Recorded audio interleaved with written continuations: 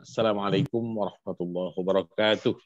Waalaikumsalam warahmatullahi wabarakatuh. Sudah masuk ke halaman 38. Akan mulai dari alam tara ilal ladzina baddalu ni'matallahi kufra. Bismillahirrahmanirrahim. Alam tara ilal ladzina baddalu ni'matallahi kufra. Istifham li ta'ajjub. Pertanyaan alam, tidakkah? Fungsinya adalah li ta'ajjub, untuk menyatakan keheranan. Maksudnya, ala ta'ajjabu ayyuhas sami'. Tidakkah engkau heran, wahai pendengar, min ulaika alladzina ghayyaru ni'matallahi bil kufri wat takdzib. Tidakkah engkau heran terhadap mereka, orang-orang yang telah mengganti nikmat Allah atau menukar nikmat Allah dengan keingkaran atau kekufuran dan pendustaan. Kan ada istilah kufur nikmat, kebalikan dari syukur nikmat. Ada ayat di dalam surah Ibrahim ayat 7, wa idz ta'adzana rabbukum la in syakartum la azidannakum. Jika kalian bersyukur, berterima kasih kepada Allah, kepadaku Allah, atas nikmatku Allah, la azidannakum, niscaya benar-benar akan aku tambah nikmatku itu. Wala in kafartum, tapi jika kalian benar-benar kufur, mengingkari nikmat Allah dan mendustakannya, akan aku siksa kalian. Inna adzabi lasyadid, karena siksaku sangat pedih, benar-benar pedih. Bagaimana wujud dari kufur nikmat? Macam-macam. Tidak bersyukur kepada Allah atas nikmatnya, atau istilah lain kufur nikmat itu macam-macam wujudnya. Bisa kufur nikmat di situ dalam pengertian, dalam prakteknya tidak mau berbagi kepada sesama tentang nikmat Allah itu. Atau kalau untuk dirinya sendiri mungkin, sekedar contoh ya, ada orang yang bisa sebenarnya membeli baju baru, dia bisa beli, dan memang sudah waktunya untuk membelinya.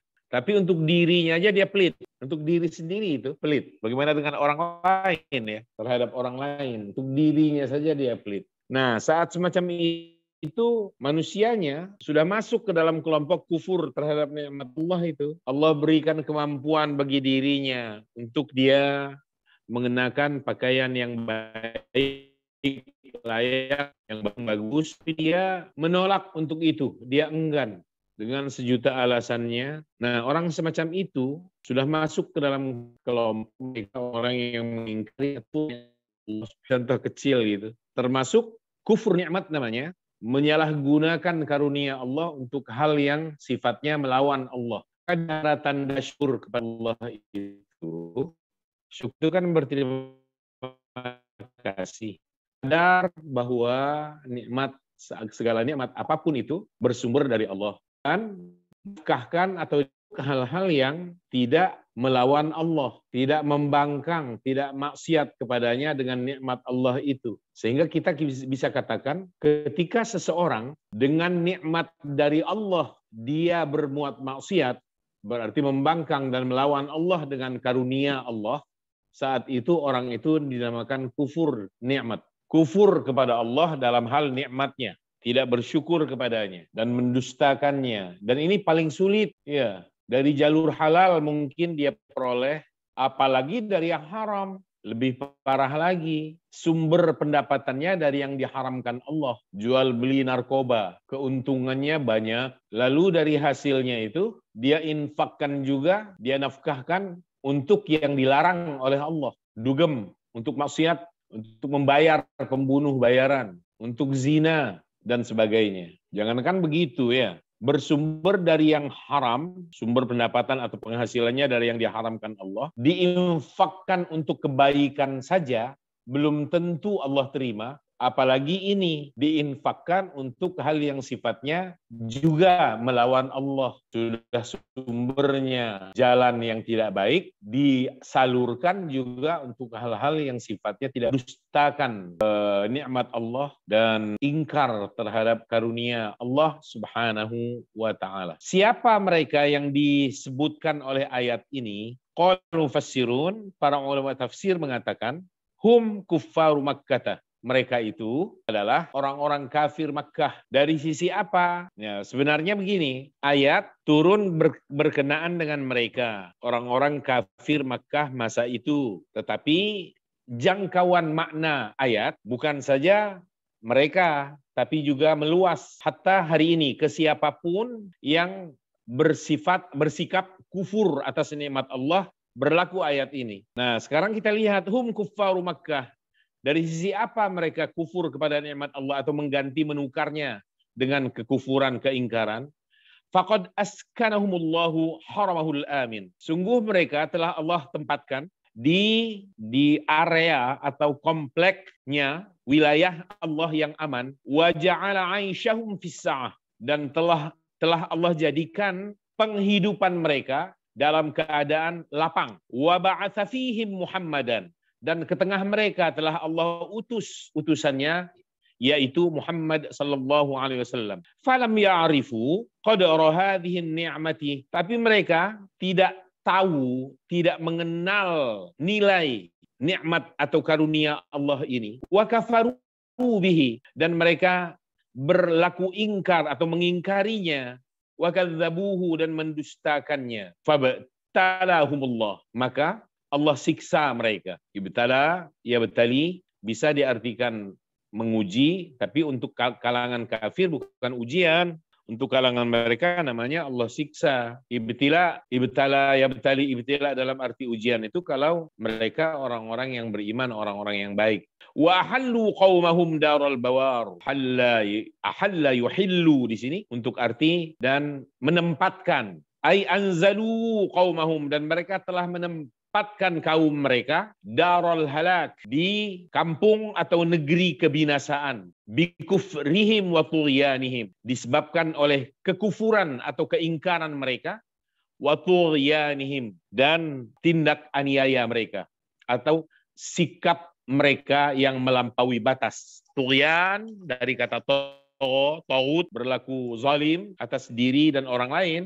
atau tughyan bisa juga diartikan tindakan melampaui batas. Tughyanihim, tindakan mereka melampaui batas. Oke. Apa yang dimaksud dengan menempatkan mereka di kampung kebinasaan? Ditafsirkan oleh firman Allah berikutnya, tsumma fassaraha biqaulihi, kemudian Allah menjelaskan, fassara artinya menjelaskan hal ini, menjelaskan ayat ini dengan firman-Nya berikutnya, jahannam yaslaunaha bi'sal qarar. Ai ahalluhum fi jahannam. Mereka telah menempatkan kaum mereka, orang-orang kafir Quraisy itu, para petingginya, para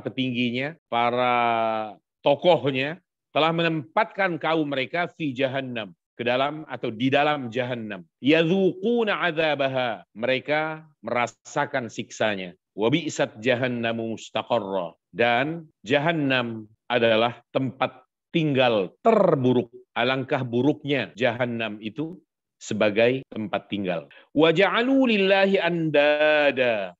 Ini lagi lebih menjelaskannya lagi, menambahkan ai ja'alu lillahi syuraka'a mumathilina abaduhu ka'ibadati, dan mereka telah menjadikan untuk Allah sekutu-sekutu, mumathilina, yang mereka samakan kedudukan para sekutu Allah itu dengan Allah sendiri, sama-sama dianggap Tuhan yang berkuasa. Abaduhu, dan mereka menyamakannya juga dalam hal sebagai objek sembahan. Mereka menyembahnya ka'ibadatihi. Abaduhu, mereka menyembah Tuhan selain Allah, ka'ibadatihi, seperti seakan-akan mereka beribadah kepada Allah. Liyudillu an sabilihi. Liyudillu, untuk tujuan menyesatkan manusia. Mereka bertujuan dengan itu menyesatkan manusia al dinil Islam, dari agama Islam ini. Mereka menolak kehadiran Rasulullah, mereka mengingkarinya, mereka menolak Makkah sebagai negeri yang aman, mereka mengingkarinya, dan mereka membuat Tuhan-Tuhan tersendiri sebagai tandingan bagi Allah Subhanahu wa Ta'ala. Na'udzubillah. Tujuannya adalah untuk membelokkan haluan keyakinan manusia dari agama Islam menuju keyakinan mereka. Qul tamatta'u. Katakan wahai Muhammad, Tamatta'u istamti'u bina'imid dunya. Bersenang-senanglah kalian dengan segala nikmat dunia ini sesuka hati kalian, sebebas-bebasnya. Jangan dianggap ini perkenan dari Allah, bukan. Nilai kalimat ini adalah nilai ancaman. Maka kalimat selanjutnya wa huwa wa'id wa tahdid, dan itu adalah ancaman, sebuah ancaman. Kesannya seperti menyuruh, nikmatilah gitu ya, nikmatilah segala nikmat dunia ini. Itu bukan nyuruh.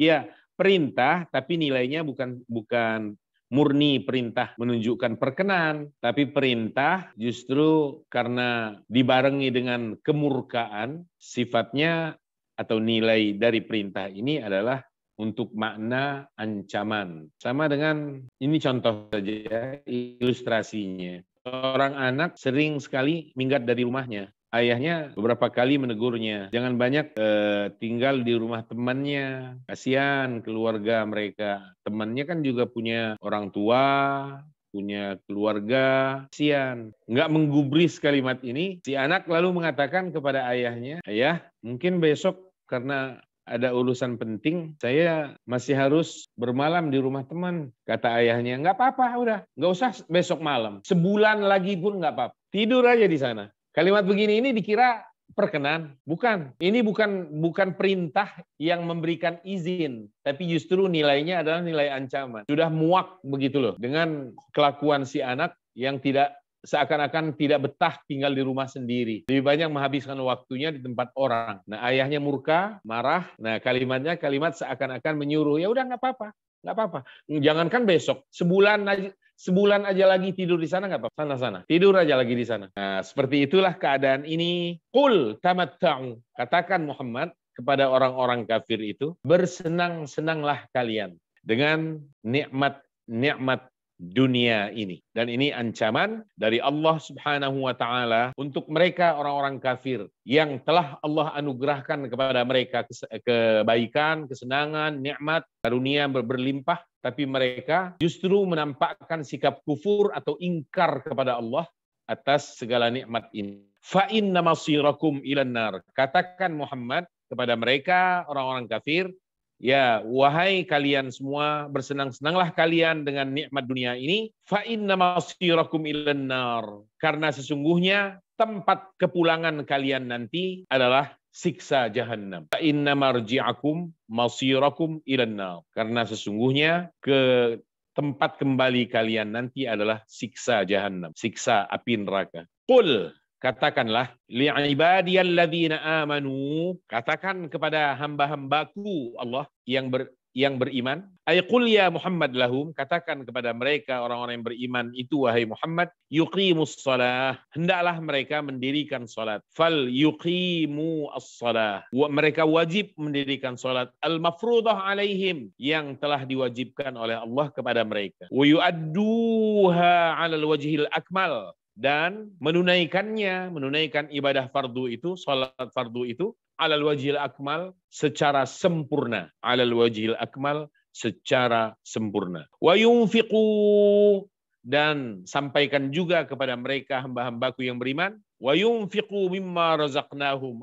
ay hendaklah kalian menginfakkan mimma an'amna alaihim bihi minar rizqi, sebahagian dari rizki yang telah kami anugerahkan rizki itu kepada mereka. Sebahagian saja, tidak banyak, hanya secuil dari yang telah Allah titipkan kepada mereka. Sampaikan itu, wahai Rasul, wahai Muhammad. Qul li'ibadiyalladzina amanu, yang pertama, yuqimus shalah, hendaklah mereka mendirikan salat fardu secara sempurna. Dan yang kedua, hendaklah mereka menginfakkan rizki yang telah Allah anugerahkan kepada mereka sebahagian, sirraw wa alaniyah, dengan cara sembunyi, rahasia, wa alaniyah, dan atau jahran, secara terbuka atau terang-terangan. Dua-duanya boleh. Secara terbuka silahkan, secara terang-terangan silahkan, atau mau memilih cara tersembunyi, rahasia, tidak ada yang tahu selain dirinya dan Allah Subhanahu wa taala. Sampai-sampai oleh si hamba Allah ini saat dia berinfak mengatakan kepada pihak yang menerima, ini terima rizki dari Allah, infak dari hamba Allah. Ketika dikonfirmasi siapa hamba Allahnya, tidak tahu. Pokoknya hamba Allah, terima. Nah, jika ini yang terjadi, berarti hubungannya adalah hubungan private, sangat personal, pribadi sekali, antara diri si pelaku infak dengan Allah Rabbul Izzah. Baguskah itu? Bagus. Baik. Bagaimana kalau orang itu mengatakan, ini dari saya, nama saya adalah si Fulan bin Fulan. Tolong catat, jika perlu umumkan nanti di masjid. Habis maghrib boleh, habis isya boleh, habis Jumat itu lebih bagus lagi. Atau sebelum pelaksanaan sholat Jumat, sekalian pengumuman tentang infak seminggu atau sepekan yang lalu. Nah, lalu infak hari ini silahkan disampaikan nama saya, dan tolong karena infak saya lumayan besar, nomor 1 ya Pak, gitu loh. Sampaikan kepada jamaah bahwa alhamdulillah telah berinfak di jalan Allah untuk rumah Allah ini umpamanya, atau untuk yayasan anu umpamanya, sejumlah sekian nominalnya atas nama si Fulan bin Fulan. Riakah itu? Enggak riak, dan itu boleh-boleh saja kok, enggak riak. Dengan catatan pihak pelakunya pandai menjaga atau mengelola hati, hubungannya dengan Allah yang maha memiliki rizki, yang menjadi sumber segala karunia. Jadi umpamanya untuk tujuan supaya menjadi pelajaran buat orang lain, untuk menepis anggapan salah selama ini bahwa dirinya pelit dan sebagainya, untuk tujuan-tujuan yang mulia, luhur, semacam itu nggak masuk kategori riya. Boleh. Min qabli ayyatiya yaumul la bay'un fihi wala khilal. Sebelum datangnya suatu hari yang tidak ada lagi transaksi jual beli di dalamnya, ya kan? Dan tidak juga ada pertemanan, persahabatan, khullah, khilal, enggak ada lagi. Kapan? Hari kiamat nanti. Maka dalam penjelasan singkatnya disebut aimin qabli yaumil qiyamah, sebelum datangnya atau terjadinya hari kiamat. Sebab jika sudah terjadi hari kiamat, ya hari kiamat itu jangan menunggu hancurnya semesta. Sering kita sampaikan, kiamat bagi kita yang paling dekat adalah maut.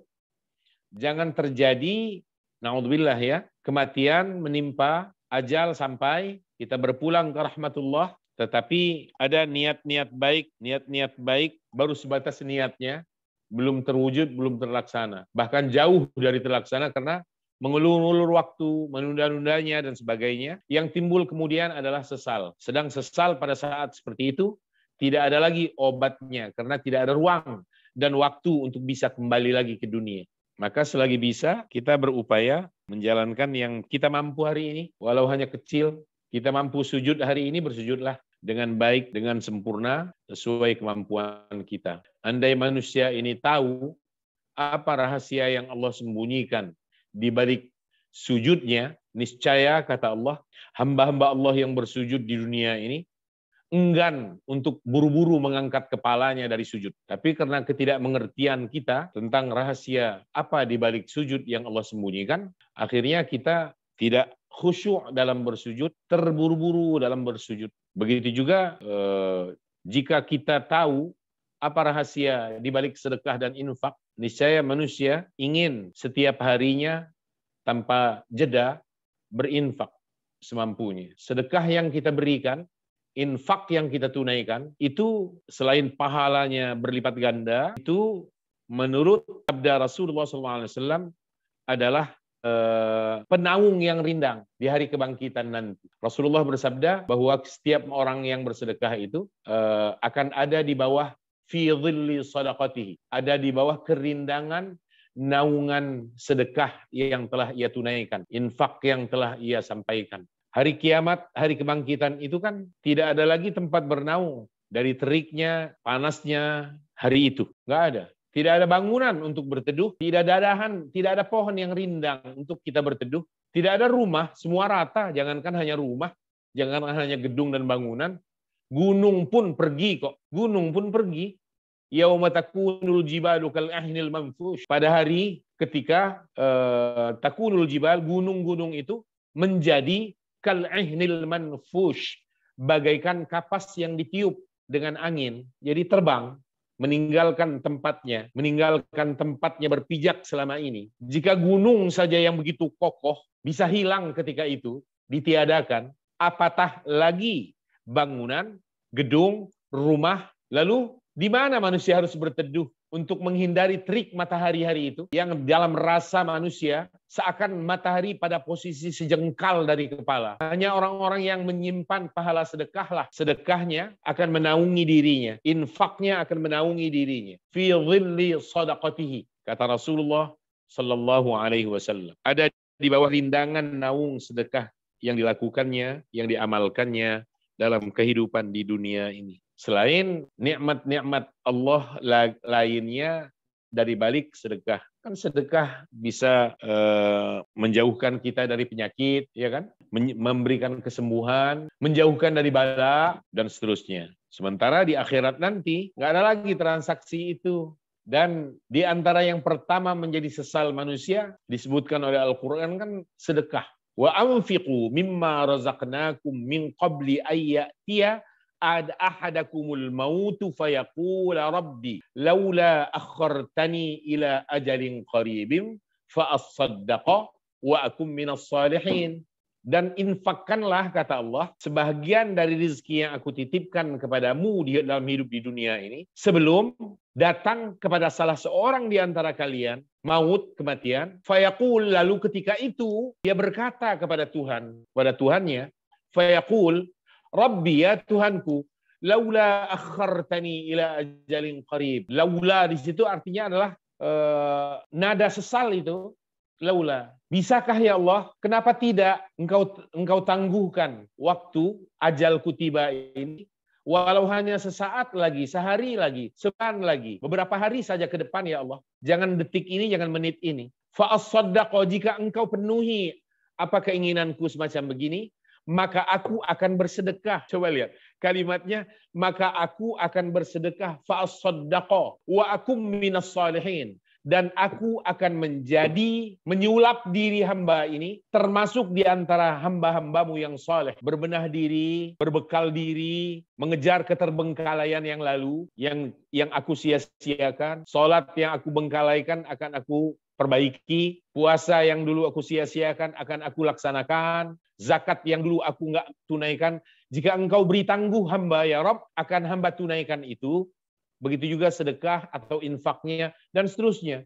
Fa as-saddaqa wa akum minas salihin. Dan itu pada detik kematian tiba, apa jawab Al-Qur'an? Apa jawab Allah? Wala yuakhirallahu nafsan idza jaa ajaluh. Allah tidak akan menangguhkan sedetik pun jiwa seseorang jika waktunya telah sampai. Idza jaa ajaluha, jika waktu ajalnya tiba sudah sampai. Enggak ditunda, enggak ditangguhkan. Wallahu khabirum bima ta'malun. Sedang Allah Maha tahu akan apa yang kalian kerjakan. Andai diberi tangguh, pasti andai diberi tangguh, ditunda lagi waktu, dipanjangkan lagi umur walau sehari, 2 hari, walau sebulan, apalagi sebulan. Allah Maha tahu bahwa hambanya ini pasti akan lebih kurang ajar lagi, lebih khianat lagi janjinya pada saat kematian tiba.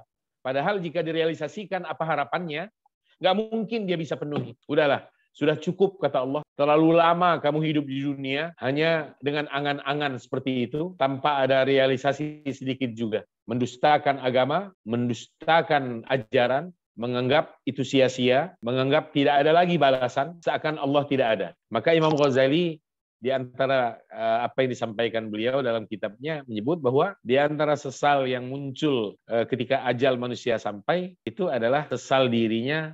Kenapa aku sebelum ini, selama ini bahkan malas dan enggan bersedekah atau berinfak fi sabilillah. Ya, itu sebelum kita masuk ke dalam tadribat, dipersilahkan kita dialog dulu. Yang mau nanya, Ustaz, dalam sedekah ini Ustaz, tingkatan-tingkatan yang paling tinggi balasannya sedekah apa Ustaz? Sedekah apa? Maksudnya yang banyak pahalanya. Objek sedekah yang paling besar pahala kebaikannya itu adalah harta. Apapun wujud harta itu. Maka selain besar pahalanya, itu juga paling cepat. Karena hubungannya dengan ibadah harta. Boleh mengatasnamakan orang lain. Kalau ibadah badaniyah seperti sholat kan nggak bisa atas nama orang lain. Bisa nggak kita sholat atas nama orang tua kita yang sudah wafat? Nggak bisa. Tapi kalau bersedekah atas nama ayah dan ibu kita, bisa. Berkurban, sebentar lagi kurban nih. Berkurban atas nama ayah dan ibu kita boleh? yang sudah wafat? Boleh.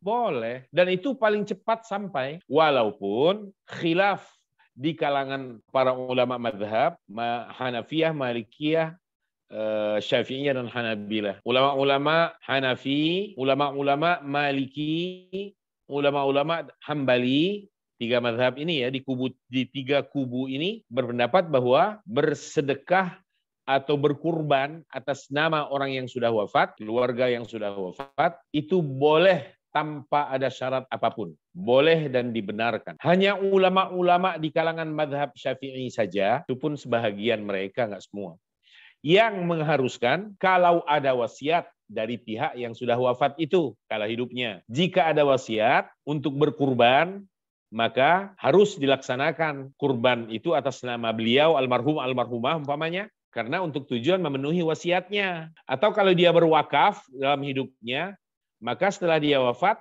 wakafnya itu harus dijalankan dengan baik. Tapi kalau tidak, menurut sebahagian dari kalangan ulama-ulama Syafi'i, mengatakan tidak boleh dan tidak perlu. Berbeda dengan mayoritas ulama, terutama tiga kubu madhab tadi itu.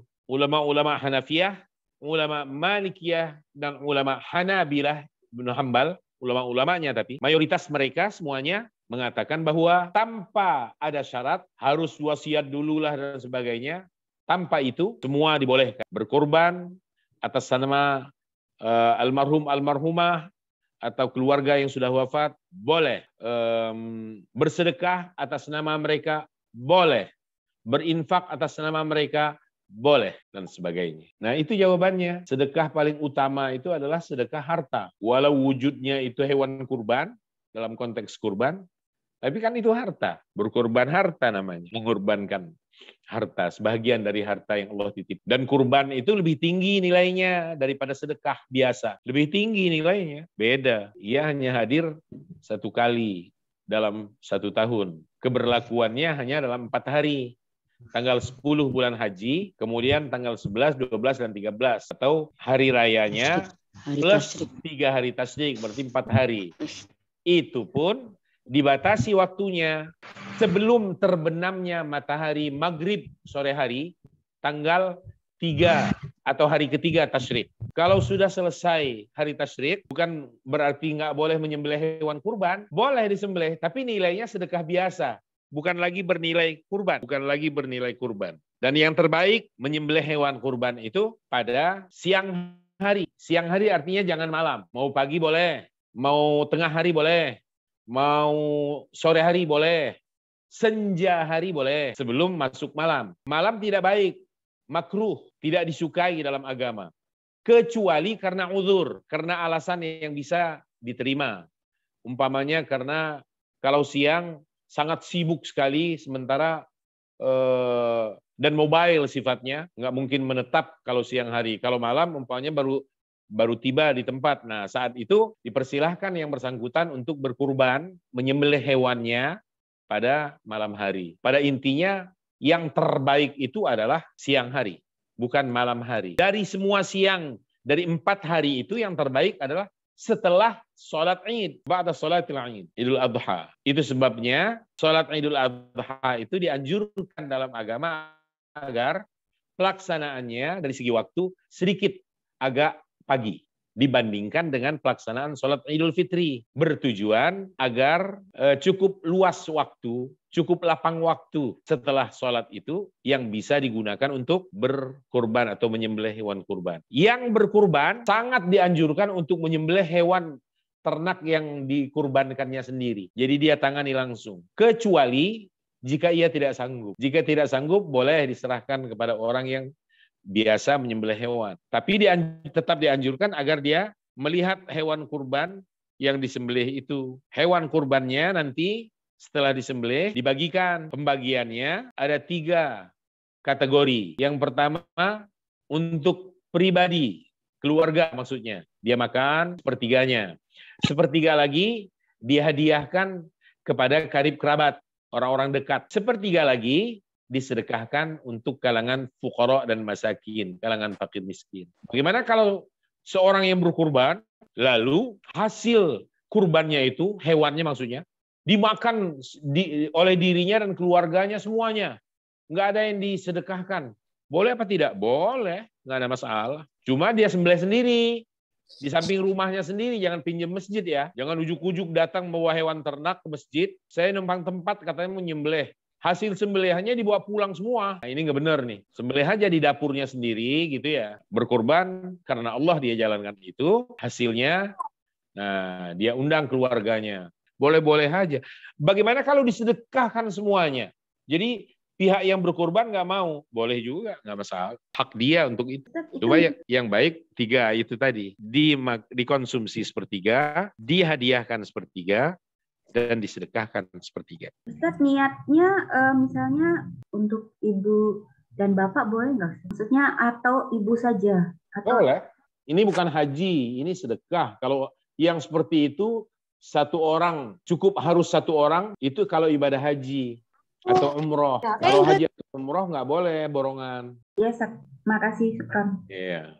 Kan kambing buat satu. Kambing buat satu. Apa maksudnya? Maksudnya tadi kali untuk 2 orang atau 3 orang kali yang sebutannya gitu. Untuk kalau yang dimaksud itu adalah hewan kurban, satu kambing yang disembelih oleh orang yang berkurban, itu keberlakuannya untuk semua keluarganya yang, ada catatan, yang di bawah tanggungan dirinya nafkah mereka. Kalau yang tidak dinafkahinya, nggak bisa masuk suami, umpamanya. Jadi dia menafkahinya. Kalau tidak dinafkahi, enggak. Untuk dirinya aja. Kecuali sapi. Kalau sapi masih bisa. Oke, yang lain. Kalau tidak, kita masuk ke tadribat. Masuk ke tadribat. Halaman 39. Sebutkan kata-kata yang menjadi objek atau maf'ul bih pada potongan ayat-ayat berikut. Nomor 1,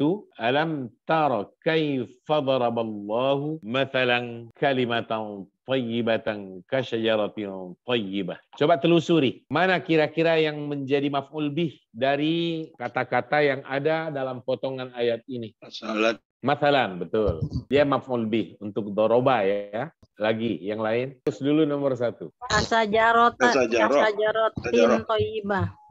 Kasajarah maf'ul bih? Bukan, ada huruf kaf. Kaifa. Ya. Kaifa.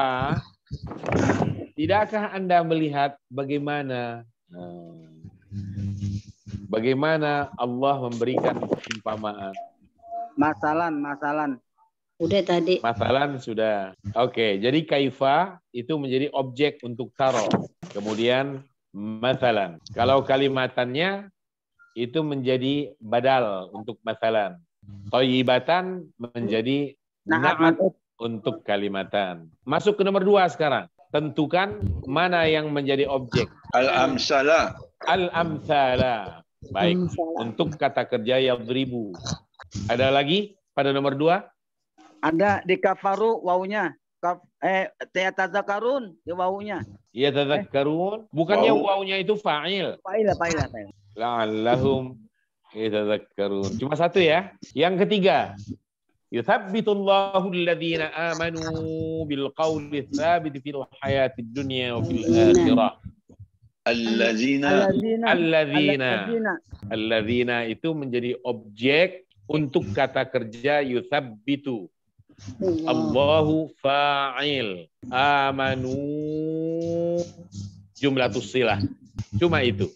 Yang keempat, wa yudhillullahu adh-dhalimin wa yaf'alullahu ma yasha'. Zalimin. Adh-dhalimin.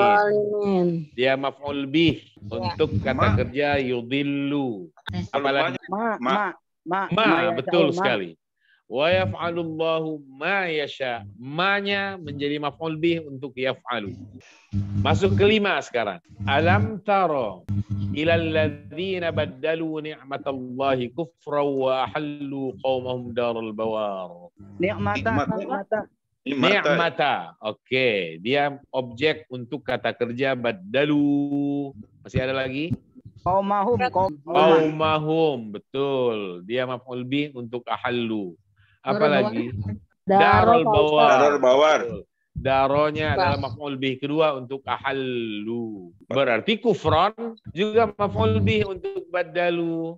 Jadi kata baddala dan ahalla, kalau begitu adalah kata kerja muta'addi yang memerlukan dua objek sekaligus. Menukar nikmat Allah dengan kekufuran dan menempatkan kaum mereka di negeri kebinasaan. Yang keenam sekarang, waja'alu lillahi andadan liyudillu an sabilih. Mana objek? Andada. Oke, andada objek untuk ja'alu.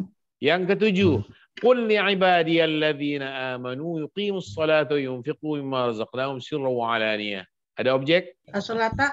As-salata. Ada lagi? Rozaknahum humnya Pak Ustadz. Humnya masih ada lagi. Kalau sirron dan alaniyah, dia tidak masuk ke dalam kategori maf'ul bih. Dia hal. Hal, betul sekali. Yang menerangkan keadaan bagaimana berinfak itu. Oke, sekarang kita masuk ke judul yang baru. Apa judul baru kita ini? Min adabil muamalati.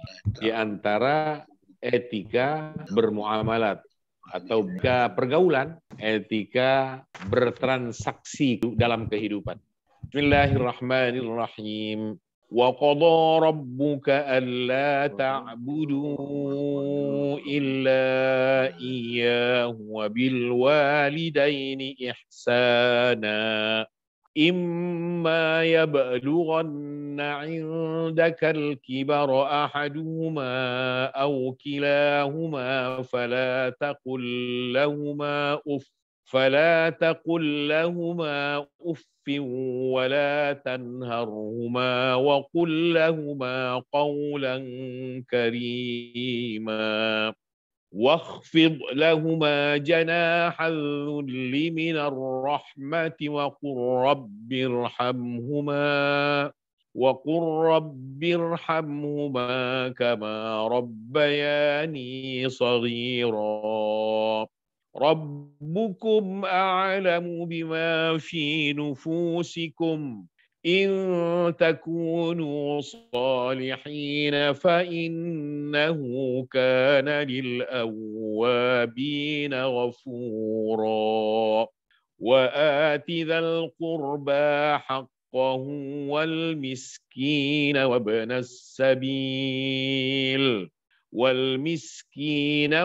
السبيل ولا تبذر تبذيرا إن المبذرين كانوا إخوان الشياطين وكان الشيطان لربه كفورا وإما تعرضن عنهم ابتغاء رحمة من ربك ترجوها فقل لهم قولا ميسورا ولا تجعل يدك مغلولة إلى عنقك ولا تبسطها كل البسط فتقعد ملوما محسورا إن ربك يبسط الرزق لمن يشاء ويقدر إنه كان بعباده خبيرا بصيرا صدق الله العظيم وصدق وبلغ رسوله الكريم ونحن على ذلك من الشاهدين. المفردات وقضى ربك. Qadha di sini artinya memerintahkan. Selain arti memerintahkan, qadha juga terkadang diartikan menggunakan atau menghabiskan. Umpamanya, aina qadaita ayyama Ramadan. Di mana kamu menggunakan atau menghabiskan hari-hari Ramadan? Qadaitu ayyama Ramadan di Jakarta. Saya menghabiskan atau menggunakan hari-hari Ramadan di Jakarta. Atau alhamdulillah qadaitu ayyama Ramadan bimakkatal mukarramah li ajlil umrah. Di situ arti qada adalah menghabiskan atau menggunakan. Bisa juga qada, kadang-kadang qada diartikan menyelesaikan tanggungan, hutang. Maka melunasi hutang itu bahasa Arabnya adalah qada dainahu, qada ad-dain. Maka ketika ada seseorang di zaman Rasulullah, seorang wanita datang kepada Rasul mengatakan bahwa ibu saya bernazar untuk haji, tapi belum sempat nazar itu terlaksana, ibu saya meninggal dunia. Pertanyaannya, ya Rasul, apakah saya sebagai anaknya berkewajiban harus menjalankan umroh atas nama ibu saya yang bernazar itu? Apa jawab Rasul? Rasul menjawabnya dengan mengiaskan atau menganalogikan dengan lain, dengan contoh yang berbeda. Setelah itu baru balik ke situ. Kata Rasulullah, seandainya ibumu punya hutang saat dia masih hidup dulu, punya hutang kepada sesamanya, kepada tetangganya atau kepada saudaranya, lalu dia meninggal belum terlunasi, apakah kamu sebagai anaknya berkewajiban untuk menyelesaikan hutang itu? Kata anaknya, iya, saya harus menyelesaikannya. Nah, baru Rasul masuk ke apa yang ditanyakan. Fadainullahi ahaqqu bil qada. Hutang kepada Allah lebih hak lagi, lebih harus lagi untuk diselesaikan, untuk ditunaikan. Jadi luas sekali ya pemakaian qada. Qada yaqdi, menetapkan bisa, menghukumi bisa, memutus perkara bisa. Maka hakim itu bahasa Arabnya juga al-qadhi, karena dia yang memutus perkara, karena dia juga yang menetapkan keputusan perkara itu atau putusan perkara itu. Di sini qada lebih kepada arti memerintahkan. Wa qadha rabbuk, dan Rabbmu, Tuhanmu telah memerintahkan. Alla ta'budu illa iya. Allah itu terdiri dari an plus la. Sedang la-nya itu nafyun. Nafyun ditambah illa, maksudnya ada susunan nafyun, disusul kemudian dengan illa. Ada kata nafyun, disusul kemudian dengan illa, itu adalah adatul qasri atau susunan yang memberi makna qasar. Qasar di sini artinya penghanyaan. Penghanyaan di sini maksudnya pengkhususan. Pengkhususan di sini maksudnya adalah pembatasan. Sehingga muncullah arti kecuali hanya, kecuali khusus hanya. Nah, boleh juga. Kalau begitu, wa qadha rabbuka alla ta'budu illa iyyahu. Kalau la-nya diartikan sebagai nafyun, yang artinya tidak, dan Tuhanmu telah memerintahkan Allah agar kalian tidak, kaliannya dari ta'budunya ya, agar kalian tidak beribadah atau tidak menyembah siapa atau apapun illa iya, kecuali khusus, kecuali hanya kepadanya, kecuali hanya dia saja yang kalian sembah. Dia Allah maksudnya. Tuhanmu itu. Rabbuka. Wabil walidaini ihsana. Kata ihsan bentuk masdar dari kata kerja ahsana. Kata kerja ahsana madhi mudhari'nya yuhsinu. Artinya berbuat baik. Masdarnya ihsanan. Tapi masdar di sini adalah untuk arti, mengandung arti amr atau perintah. Lil ihtimam, untuk menjadi perhatian, wa idharil inayah, dan untuk tujuan menampakkan perhatian itu, maka digunakanlah bentuk masdar. Wabil walidaini ihsana, kalau begitu, dan kepada orang tua, kepada kedua orang tua berbuat baiklah. Walaupun ihsanan itu masdar, tapi karena maknanya amr, maka diterjemahkan dengan dan kepada kedua orang tua berbuat baiklah. Masdar bima'na al-amr. Qiyaman masdar, artinya berdirilah, bima'na qum. Dukhulan masdar, bima'na amr, artinya udkhul. Julusan, dia masdar, bima'na al-amr, artinya ijlis. Khurujan masdar, artinya ukhruj, keluarlah.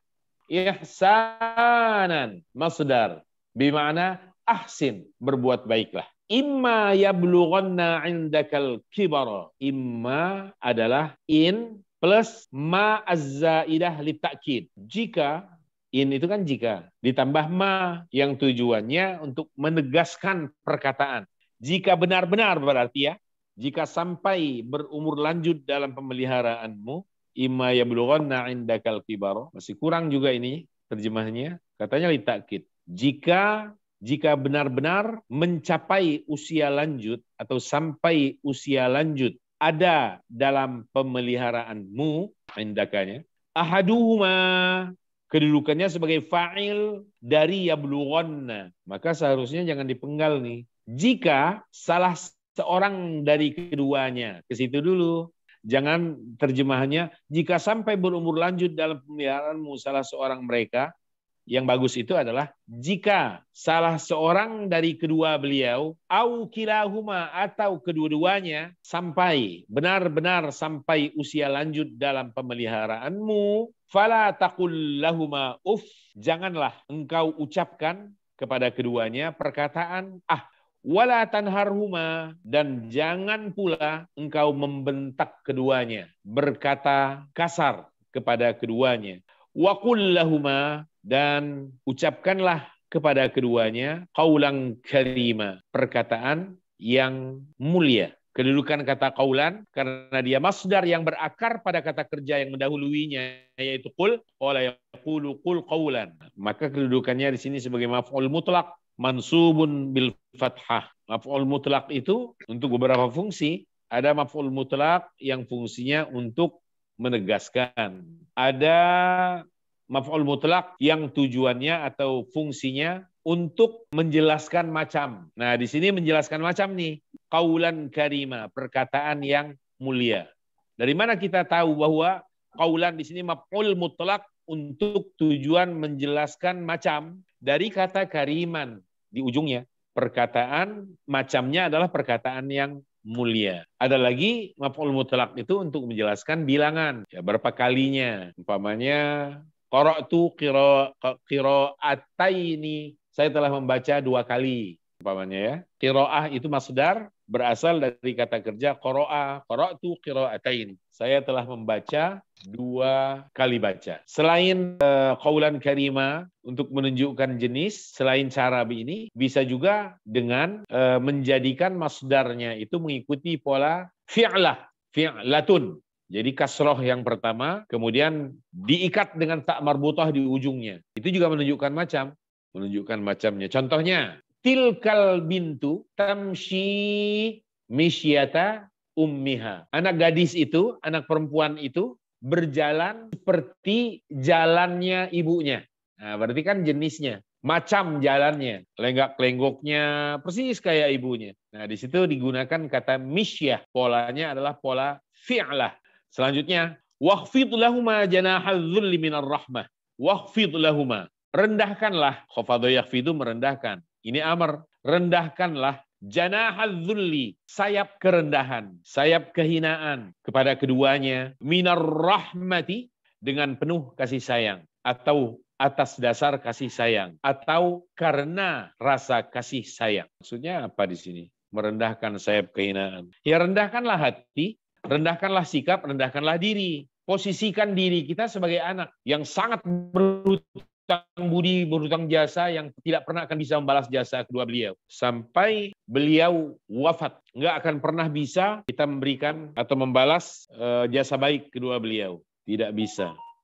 Lemah, walau kita sarjana, tapi kedua beliau lebih sarjana daripada kita. Sarjana apa? Sarjana kehidupan. Kita tidak akan mungkin membalas jasa-jasa baik kedua beliau. Maka rendahkanlah sikap dan hati kita, diri kita bahkan, pikiran kita ketika beliau masih hidup di dunia ini. Kalau sudah wafat, tinggal menghela nafas aja kita. Mengenang saja jasa-jasa baiknya, mengenang rajutan-rajutan kasih dan sayangnya yang belum kunjung terbalas hingga kedua beliau berpulang ke rahmatullah. Nggak bisa kita balas, walau dengan untaian yang panjang doa-doa kita nggak bisa. Kita hanya bisa berharap semoga maghfirah, pengampunan serta rahmat Allah diberikannya untuk beliau, kedua orang tua kita yang sudah wafat. Dan juga kita berharap suatu hari kelak Allah berkenan menyatukan kembali kita bersama kedua orang tua kita dan keluarga kita semua dalam surga Allah yang penuh dengan limpahan karunia serta kasih dan sayang.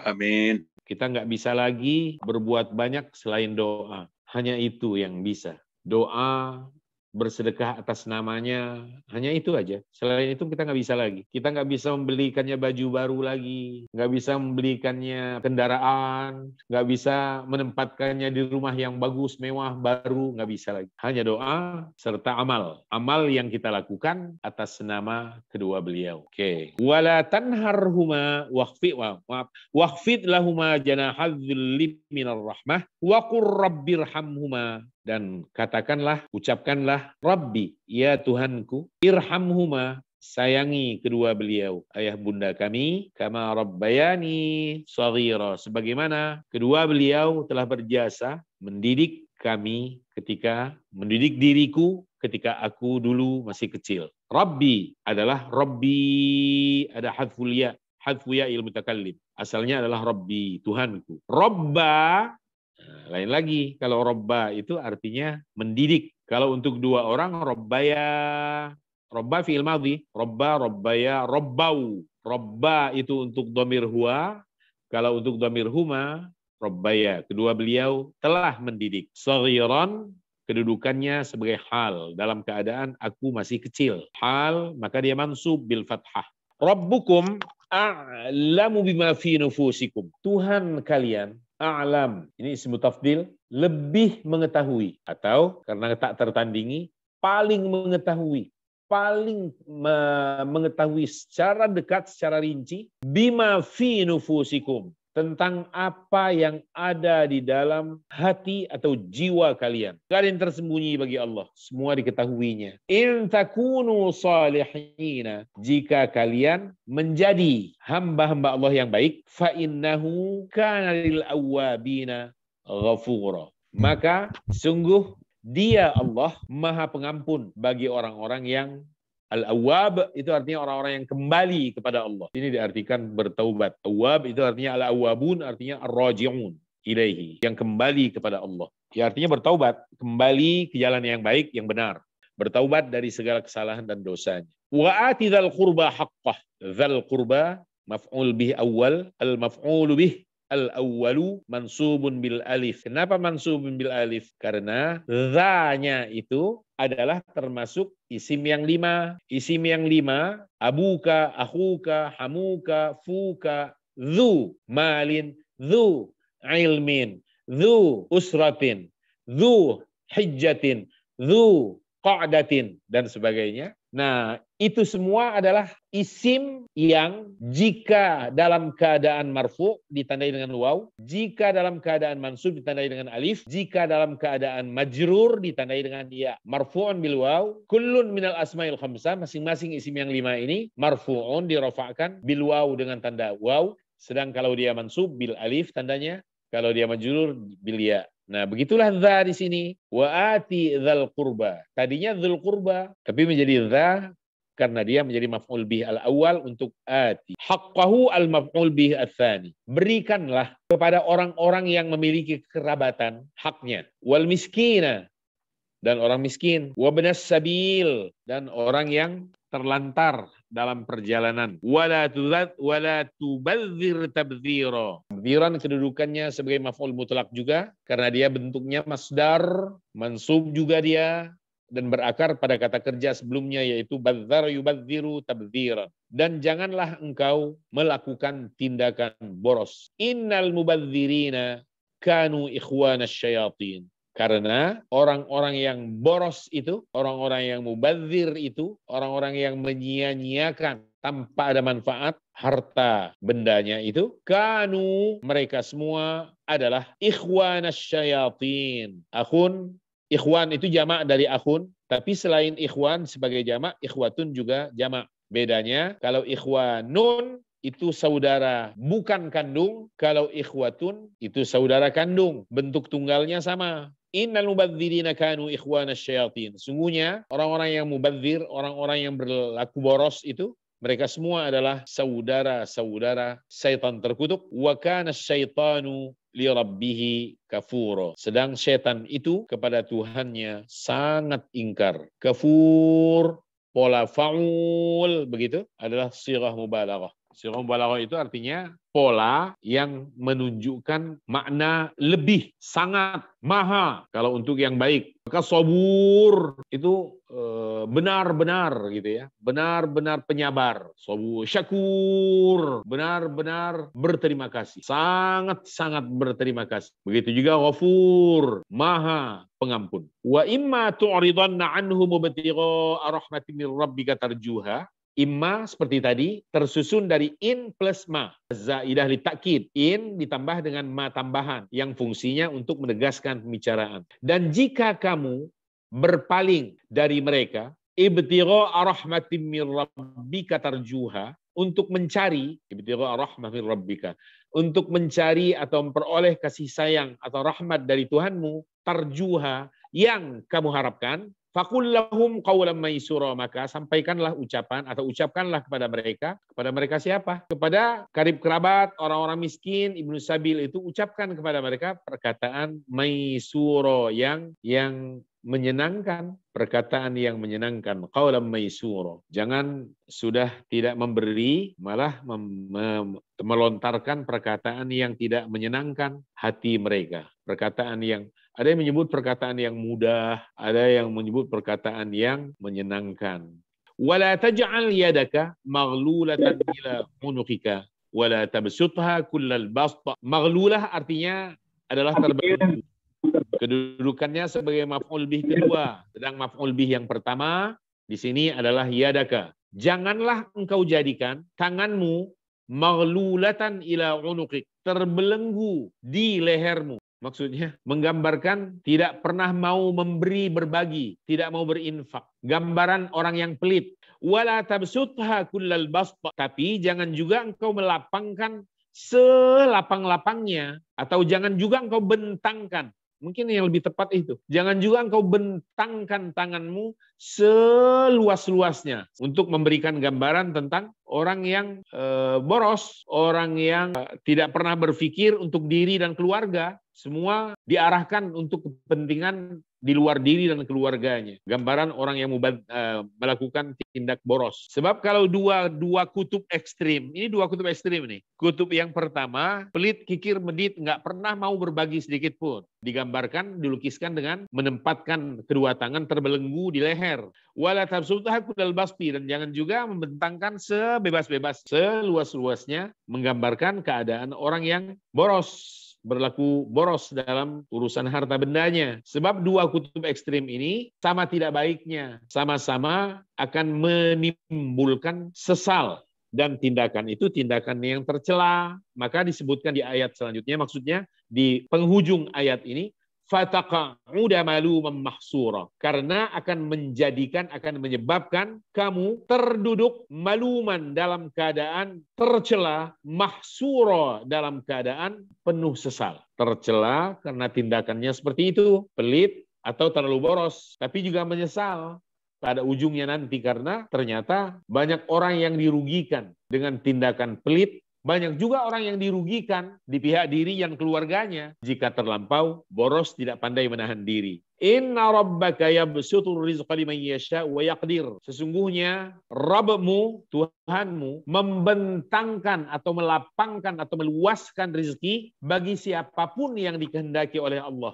Wa yaqdir, dan dia juga menyempitkan rizki bagi yang dikehendakinya pula. Yaqdir itu bukan mentakdirkan, tapi menyempitkan, lawan dari yabsut. Al-Qadar. Al-Qadar itu kan sempit artinya. Maka di antara makna Lailatul Qadar artinya malam sempit. Malam yang penuh sesak. Saking penuhnya sehingga bumi ini sempit jadinya. Sempit karena penuh sesak.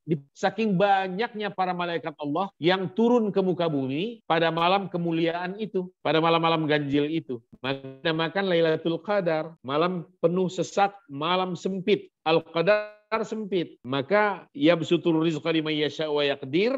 Yaqdirnya diartikan menyempitkan. Allah melapangkan harta, melapangkan rezeki bagi yang dikehendakinya, tapi juga menyempitkan rezeki bagi yang dikehendakinya. Kalau begitu, berlimpah ruahnya karunia atas kehendak siapa? Allah. Jika seseorang jatuh dalam kefakiran, susah dalam hidupnya, sempit dalam pendapatan dan penghasilannya, Atas kehendak siapa itu terjadi bagi diri hambanya itu? Atas kehendak Allah, bukan karena maunya dirinya. Semua terjadi atas kehendaknya. Untuk suatu maslahat, supaya saling bahu-membahu, saling membantu satu sama lainnya. Maka jika kita berkelapangan rezeki, jangan mengatakan aku hebat, karena itu semua terjadi atas kehendak ilahi. Tapi juga tidak perlu cemas bagi yang berkesempitan dalam hidup, karena itu terjadi atas diri kita sebagai ujian dari Allah Subhanahu wa Ta'ala. Allah juga yang menyempitkannya untuk suatu hikmah. Boleh jadi dengan itu kita mengenal diri kita. Sebab kalau Allah yang Maha tahu tentang siapa kita, huwa a'lamu bikum. Dia Allah paling tahu tentang diri kalian, kata Allah sendiri. Huwa a'lamu bikum idz ansya'akum minal ardi wa idz antum ajinnatun fi butuni ummahatikum fala tuzakku anfusakum wa a'lamu bimanittab. Dia Allah paling mengetahui tentang diri kalian sejak dia Allah menciptakan kalian dari bumi, dari tanah ini. Idz ansya'akum minal ardi wa idz antum ajinnah fi butuni ummahatikum, dan sejak ketika kalian berada dalam rahim, dalam butun, dalam perut ibu bunda kalian masing-masing. Allah sudah Maha tahu. Maka fala tuzakku anfusakum.